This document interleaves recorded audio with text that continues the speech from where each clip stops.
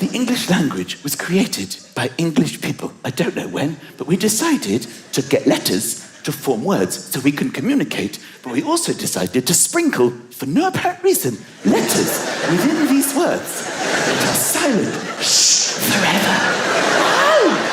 Why? Like the word hour, for example. Why is the word hour spelt with an H? Why is there an H? The silent H. Nobody has ever said, I'll see you in a hour. I'll see you in a hour. I'm just going to pick up the sandwich. I'll be back in a hour. Half a hour. Even half has an L in it. It's like half a hour. How long is the journey? About half a hour to a hour. The sandwich shop is half a hour away. It's a waste of everybody's time.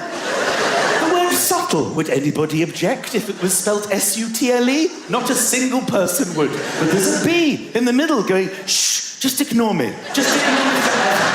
I'm silent. I've been left here, left behind. I don't know, I was destined for another word, baboon, but here I am with you. How I long to be in the word baboon where I have a purpose. Like all those words that should begin with N, but have a K of all the letters. Why would a K be silent? Knickers. Why is it knuckles? So I've been thinking about this, as you can probably tell, and I think we should have a day. We should have a day. Silent letter day. Where they all come out to play. It would be on a Wednesday. A Wednesday. Sometime in the autumn. In the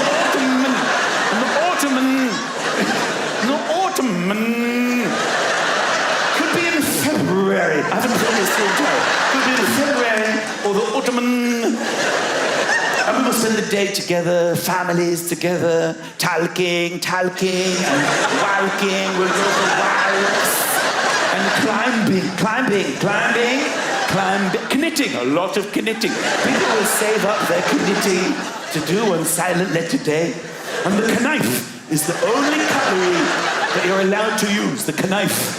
No other cutlery is allowed on Silent Letter Day. Food is buffet style. You go along with your knife. There's salmon and swordfish and sandwiches and yogurt.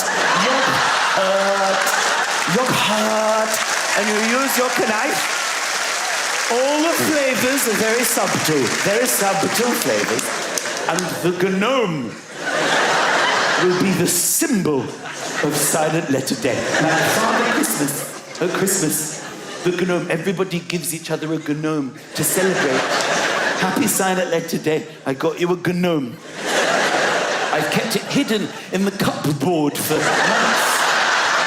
I wrapped it up. Do you like it? I wrapped it up. I cut the wrapping paper with scissors. I used scissors to cut the wrapping paper. I'm so sorry, I forgot. I didn't realise. Is it really Silent Letter Day? Is it honestly Silent Letter Day? You mean honestly? Yes, it is honestly. You should have known. You'll never listen. I'm not giving you a gnome. I'm sorry. I'm taking it back to the shop. I've kept the receipt. And at the end of the day, we will celebrate with champagne. Of course we will. Can I have you some champagne? Happy Silent Letter Day. Just a drop. Maybe just a splash. Oh, there's a knock at the door. Oh, it's Chloe and Isla. Sorry, Chloe and Isla. My old friends from school. Fascinating. Grab a knife. Help yourself to lasagna. There's some lasagna. And at the end of the day, when we are knackered, we go to sleep at 1:30. It's Saturday night. You can have an incredible night. You've all come in from the cold. You're all starting to feel Christmassy. Oh, it's starting to happen. All the adverts and everything. It's so fun before Christmas, isn't it? Because you don't notice about the winter. You don't notice that it's dark and miserable because you're so focused on Christmas. Yeah.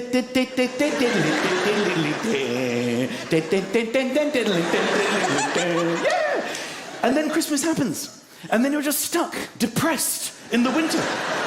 There should be 2 Christmases. There should be another Christmas a few months down the line because there's no special days to keep us going through the winter. Pancake Day. How pathetic is Pancake Day compared to Christmas? There's no build-up to Pancake Day. People aren't like us, only 2 more shopping weeks till Pancake Day. Got the flour and the eggs, need a bit more milk, and then I'm done nice and early. I can relax and enjoy it. Do you know, today I saw a lemon wedge. I felt all pancakey inside. I'm so into it this year. It's Pancake Day. Pancake Day tends to be the day after Pancake Day, when you're like, oh, was yesterday Pancake Day? We've done it again. It was a Tuesday. Damn. I can make you a pancake now if you like. No, it's not the same. It's not the same. And it will get colder, of course, you know, it'll get colder. The big, what do they call it? The big chill and everything. The beasts from the east, that'll all start happening. Beasts from the east. Frozen windscreen day. That's a big one. It's a big one. When you sit in the car, it's like an igloo. You can't see out of it. You can't see out of the window. You can't see out, so you have to defrost it. Sometimes you could roll the window down, can't you? You roll the window down, and then you roll it back up, and then that does the side. They come back, oh, it's gone. That doesn't work with snow. Every time it snows, we make the same mistake. We sit in the car, we roll the window down, the snow remains compacted, staring at us, as if to say, you are an idiot, and then it falls into the car. Why? Why did I do that? Why did I do that again? I did that last year. Frozen windscreen day, you sit in your igloo, you put the heating on, you put the blower on. There's 2 buttons, there's one for the front, there's one for the back. You don't know which is which, so you put them both on. You put them both on, because when you drive, you need both. People don't just do the back and I'm going to reverse to work. No, get both on. And you sit there, you're waiting for the car to heat up so that the defrosting will begin before you. It's quite boring, but it's a lovely moment, isn't it? When just in the middle, at the bottom, of your frozen solid windscreen, a tiny little opening starts to form. Tiny little half-moon shape. A little aperture, and you look through it, don't you? There it is! The outside world! And then very strangely, you find yourself driving away.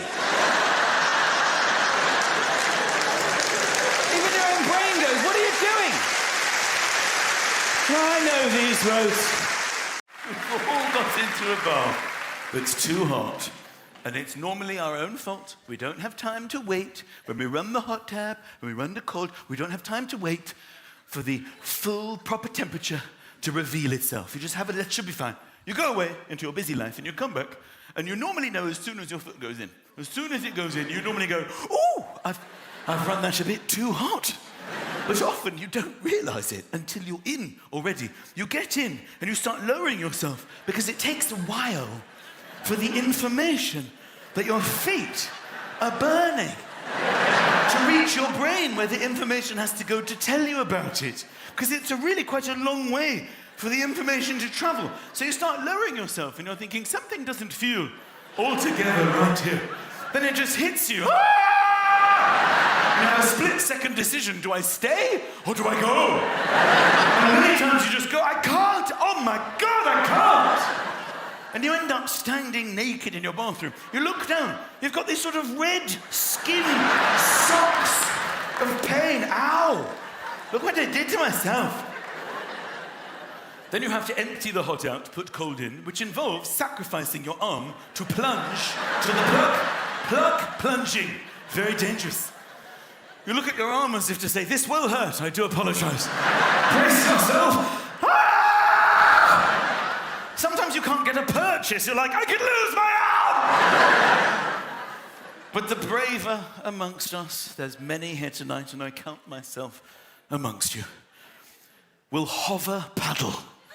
This is where you get into the bath, even though it hurts, and you hover over the surface. You get the cold on, and you start paddling like a maniac.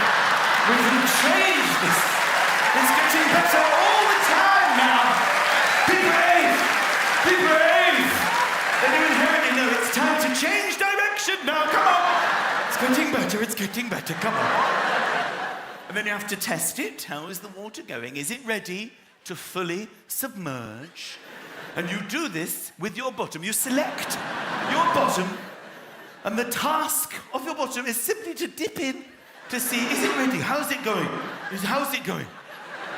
This is where I forget, unfortunately, that I have balls. It's not so much that I forget. It's more the angle of dangle means that my balls are now the closest thing to the surface of the water, not my bottom after all. And it comes as a nasty surprise. It's the most sensitive part of the human body. It's the last part of the human body, let's be honest, that you would volunteer to test boiling water with. No one's ever handed me a cup of tea and said, Michael, this might be a little bit on the hot side. Well, we shall soon find out, my friend.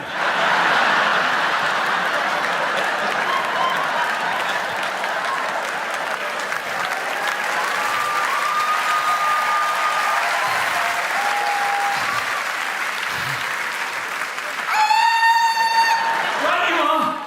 Little bit more milk. Just a splash. Just tested it with my hover paddle hardened bollocks there, my friend.